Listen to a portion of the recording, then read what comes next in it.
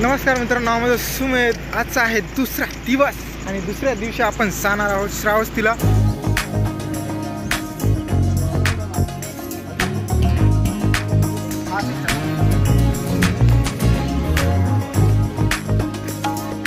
तिला भगवान बुद्धांनी 25 वर्षावास घेतला होता.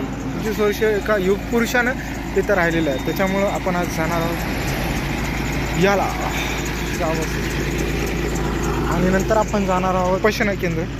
तिथं म्हणजे आपल्याला परमिशन नसते, पण तरी पण आपण परमिशन काढली आणि ते करणार आहोत. त्यामुळे लाईक करा, फॉलो करा, काही विषय करा, सिरीजला फॉलो करा, म्हणजे तुम्हाला हा आपला जो इतिहास आहे बुद्धाचा तो कळतो.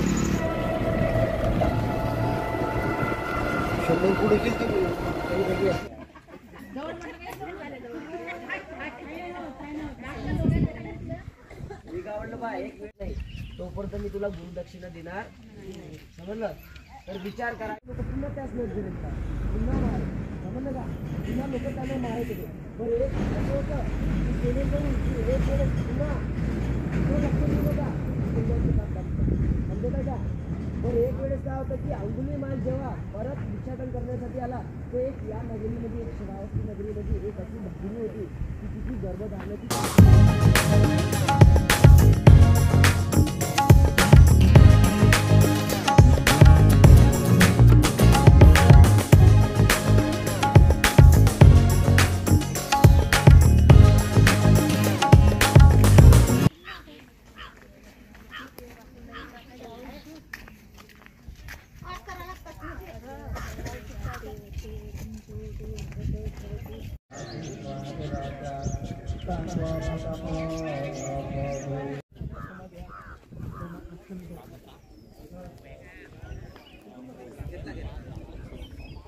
हे जे पाहता हे याला म्हणते सुदत्ताची कुटी. काय म्हणते? सुदत्त अनाथ पिंडक या नगरीतला तो एक धनीश्रेष्ठी एक व्यापारी होता. म्हणजे तो एवढा धनी होता की इथल्या संपूर्ण गोरगरीब लोकांच्या जनतेचा तो एक काय होता, अनाथ पिंडक होता. म्हणजे दायक होता, म्हणजे लोकांना दान देत होता. तर विचार करा की अनाथ पिंडकीच्या म्हणजे याच्या अनाथ पिंडकाच्या यादगारमध्ये अशोक सम्राटनं की बा हा अनाथ पिंडक हा इथला धनीश्रेष्ठी एक व्यापारी होता, ज्यानं भगवान बुद्धाप्रती श्रद्धा बाळगून त्यांनी भगवंताला खूप काही दान केलं. काय केलं? खूप काही दान केलं. ज्या दानाच्या नेतृत्वात अशोक सम्राटनी त्याच्या यादगारामध्ये इथं कुटी बांधली की बा हे नष्ट नाही झालं पाहिजे म्हणून.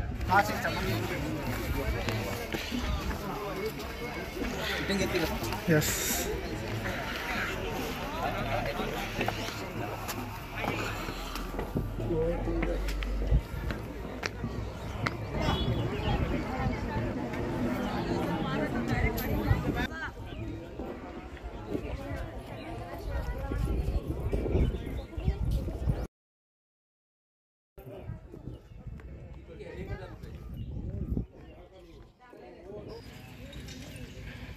पूर्ण पैसा हातरला, पूर्ण पैसा पूर्ण विकत घेतला. व्यापाऱ्याने पूर्ण पैसा दिला.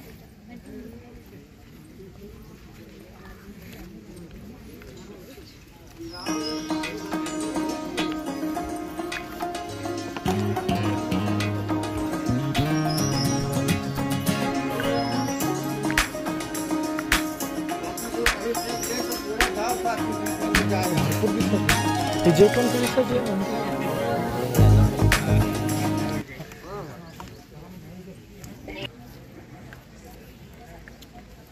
बॉटल आहे का?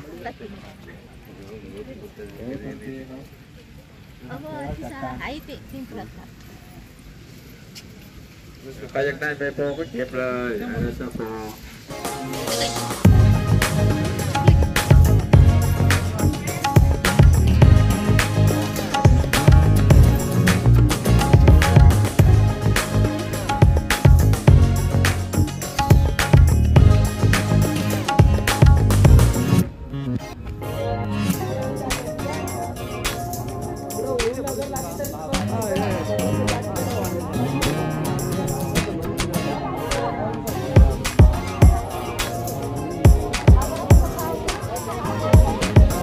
जो सुमार्गावर चालणारा सुप्रतिष्ठित असणारा जो धम्म होता, तर भगवंताचा धम्म हा 45 वर्ष पाय प्रवास करून होता. किती?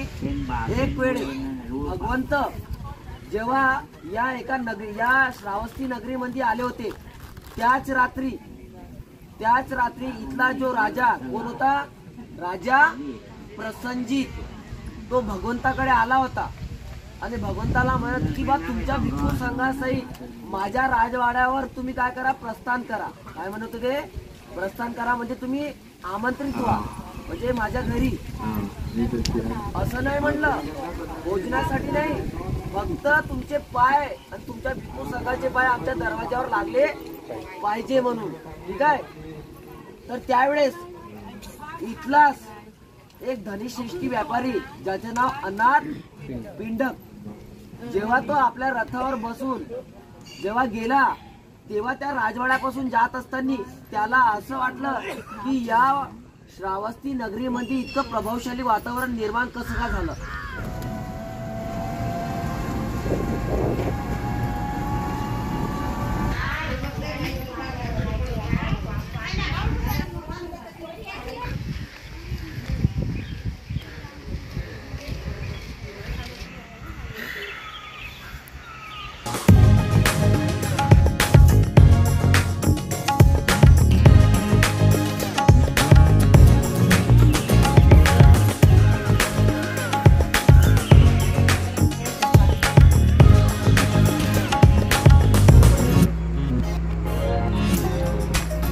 येत आहे.